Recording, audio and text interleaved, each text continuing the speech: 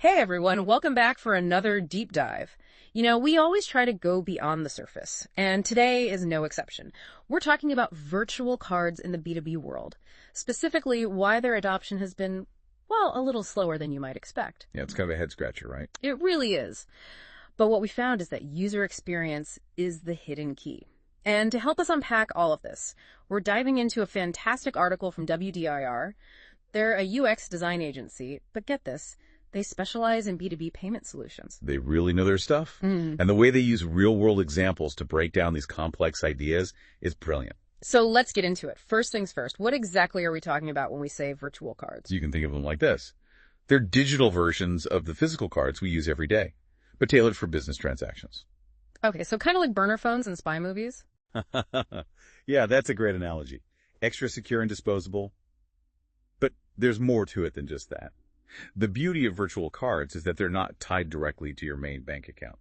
You can set spending limits on each card and even cancel them instantly if you need to. So that's the security angle. Makes sense. But what about the practical side? How do they actually make life easier for businesses? Well, efficiency is a huge factor. Think about it. With virtual cards, you get real-time processing. No more waiting for checks to clear or shuffling through mountains of paperwork. I can see how that would be a game changer for businesses, especially those dealing with tons of transactions. Absolutely. And then there's the flexibility piece. Yeah. Imagine being able to tweak payment terms whenever you need to, or seamlessly integrating virtual cards into your existing accounting systems. It just streamlines everything. So we've got security, efficiency, and flexibility. It sounds like a no-brainer. Why aren't more businesses jumping on board? That's the million-dollar question, right? The article actually points out some pretty surprising stats. Get this, 38% of businesses haven't adopted virtual cards, simply because they lack expertise. They just don't know enough about how to use them effectively. Wow, that's a pretty big chunk, so it's a knowledge gap. Partly, but there's more. Another 48% say their current systems can't accommodate virtual cards, so there's a technology barrier too. Okay, so we've got knowledge gaps and tech limitations, but I feel like there's something deeper going on here. There is. And that's where the user experience piece comes in. This is what the article really nails. When you say user experience, are we just talking about making these platforms look pretty? No, it's way more than that. UX is about the entire experience of using something. How easy is it to understand? Does it actually solve your problems? Does it make you feel confident and in control? Think about an app you love using. That's good UX at work. Okay, so it's about making the whole process smooth and intuitive. Exactly. Yeah. And unfortunately, with virtual cards, a lot of businesses are encountering the opposite. They're running into confusing interfaces, clunky systems, and just a general lack of guidance. So the article identifies three main roadblocks. First, there's just a lack of awareness. People don't even know about virtual cards or the potential benefits. Right. Then there's the trust factor. Businesses might hesitate to adopt something new, especially when it involves their finances. They need to be reassured that these things are secure and reliable. And finally, there's a lack of incentive. If their current methods are working, okay, why bother switching? And this is where the article gets really interesting. It doesn't just present these challenges. It shows us how good UX can actually overcome them. Okay, hold on. Before we get to that, can we take a quick detour and talk about the different types of virtual cards? I saw something in the article about single-use, multi-use push-pull embedded. It's a lot to take in. Sure, no problem. Yeah. Let's break it down. First, you've got single-use cards. Pretty self-explanatory. They're for one-time payments. Like if I'm booking a flight for a business trip. Exactly. It minimizes the risk because those card details vanish after they're used. Then you've got multi-use cards. They're designed for recurring payments within set limits. Right. Great for subscriptions, bills, things like that. So instead of having my corporate card info saved on a million different websites? You can use a multi-use card and manage everything in one place. Way more secure and organized. Okay, got it. But what about push-pull and embedded? Those sound a bit more complicated. Think of those as different ways to use virtual cards. Yeah. Let's say you need to pay a vendor. With push, you initiate the payment and send the funds directly to their virtual card. Kind of like a super fast, secure bank transfer. Like sending a virtual check. Exactly. Now with pull, you're giving the vendor permission to automatically pull the payment from your card. This is great for recurring invoices. No more late fees. Okay, that makes sense. What about embedded? That's where things get a bit more advanced. Embedded virtual cards are integrated directly into another platform. So let's say you're using a travel booking site. The virtual card functionality is built right in so you can make payments seamlessly without jumping between different apps. Ah, so it's all about that smooth user experience we were talking about. Precisely. And in the next part of our deep dive, we'll see how real businesses have leveraged these ideas to overcome those adoption barriers and unlock the true potential of virtual cards. I'm hooked. Let's do it. All right, so let's get into those real-world examples you mentioned. Okay, so remember those 3 barriers to adoption we talked about: awareness, trust, and incentive. The article dives into how good UX can address each one, starting with awareness. Yeah, people need to know what these things are, right? Exactly. It's not enough to just assume that businesses understand virtual cards and their benefits. Yeah. We need to educate them, make the information accessible and easy to digest. So, like, explain it in plain English? Yeah, exactly. Ditch the jargon. Use visuals, maybe some explainer videos.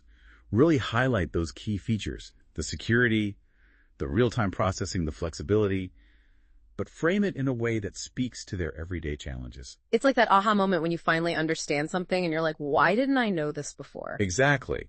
And then once you've got the awareness piece down, you got to tackle trust. Right, because businesses need to feel confident handing over their financial data. That's where transparency comes in. Explain how the tech works. Showcase the security measures and any certifications that back up your claims. It's like when you're choosing a bank.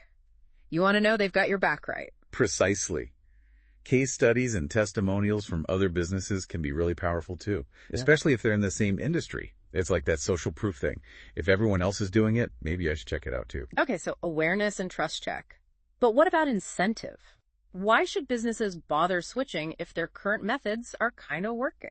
That's where you got to highlight the tangible benefits.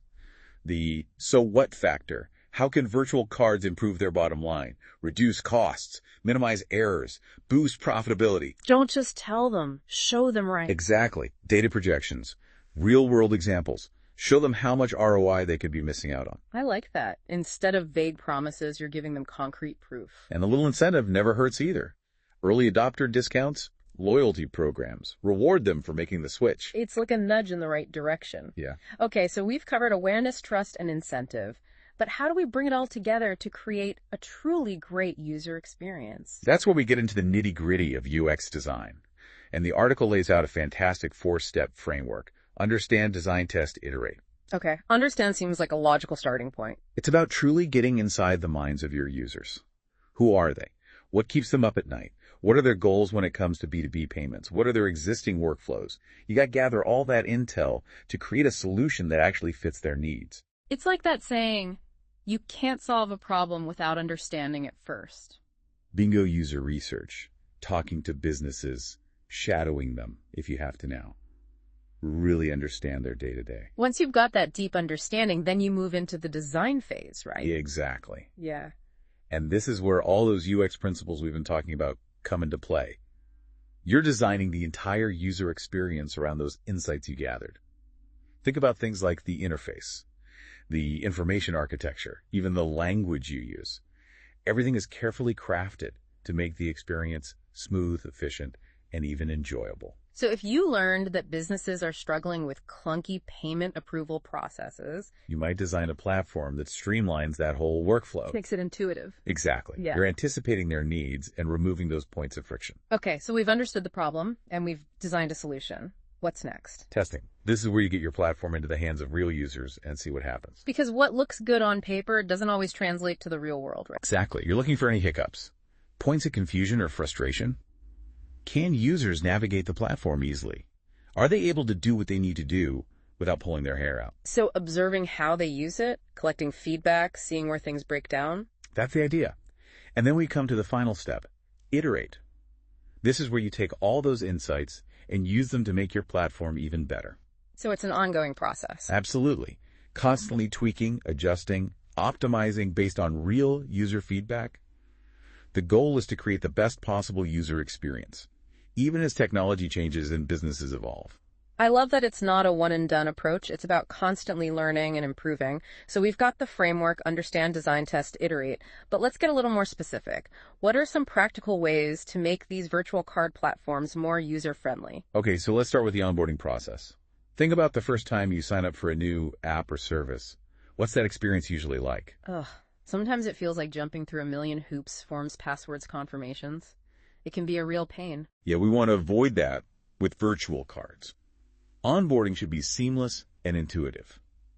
Minimize the steps. Use clear language guide users through the process so they feel like they're in good hands. Like you're rolling out the red carpet for them. Exactly. First impressions matter. And once they're on board, navigation is key. They need to be able to find what they're looking for quickly and easily. Like having a well-organized filing system. Exactly. Clear menus, intuitive search functionality, logical categorization. Make it a breeze to find what they need. And don't forget about mobile optimization. Huge these days. People need to be able to access their virtual cards from anywhere on any device. So the platform needs to adapt to different screen sizes. Be just as smooth on a phone as it is on a desktop. Okay, so onboarding and navigation. What else is crucial? Personalization. Users want to feel like the platform is tailored to them. So give them options, right? Exactly. Let them customize their dashboard, set up alerts, choose their preferred payment methods. It's like having a personal assistant for their virtual cards. I like that. And what about seeing their transactions? That information needs to be clear and easy to understand. Absolutely. No one wants to be left in the dark about where their money's going. Use visuals like charts and graphs to present that data in a way that makes sense. It's like translating financial jargon into plain English. Exactly. And of course, we can't forget about security. That's a big one. It needs to be baked into the entire experience. Two-factor authentication, encryption, fraud detection, all that good stuff. But it's also about communicating those measures to users, reassuring them that their data is safe without getting too technical. Build that trust. Right.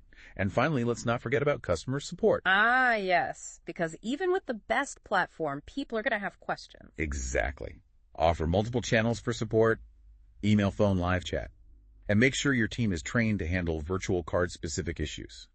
The key is to make getting help as easy as possible. It's all about that holistic approach to user experience. You got it. From the moment they sign up to the moment they need help, every interaction should be designed to be smooth, intuitive, and valuable. This has been so insightful. I'm really starting to see how these UX principles can revolutionize the way we approach B2B payments. It's a paradigm shift for sure. But there's one more piece we need to explore. How can the people leading the charge in B2B payments, the banks, the fintechs, the payment processors, how can they really leverage UX to make this transformation happen? That's what we'll pick up in the final part of our deep dive.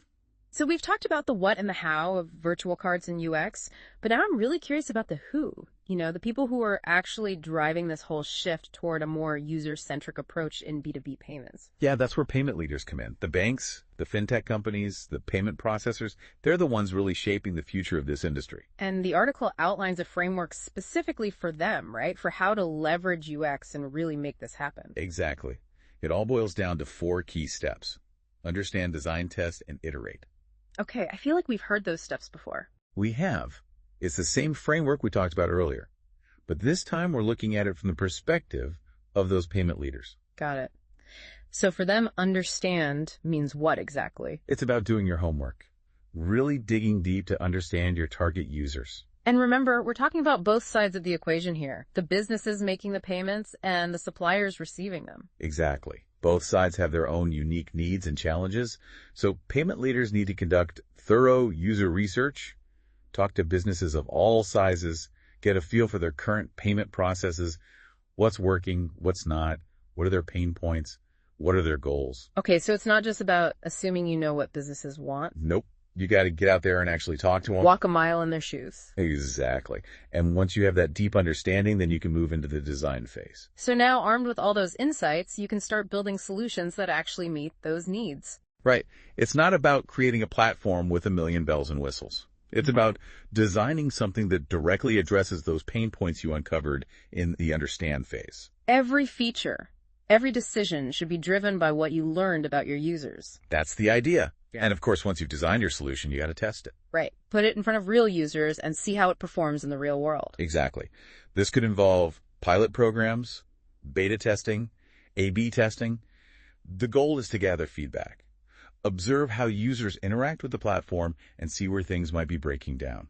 Are there any points of friction, confusion, frustration? You got to identify those stumbling blocks so you can fix them. And that brings us to the final step, iterate. This is where you take all that valuable feedback and use it to continuously improve your platform. So it's about constantly tweaking and refining. Exactly. Never settling for good enough, always striving to make the user experience better. I love that. It's an ongoing commitment. And for payment leaders, this is where the real magic happens. Because when they prioritize UX, businesses benefit.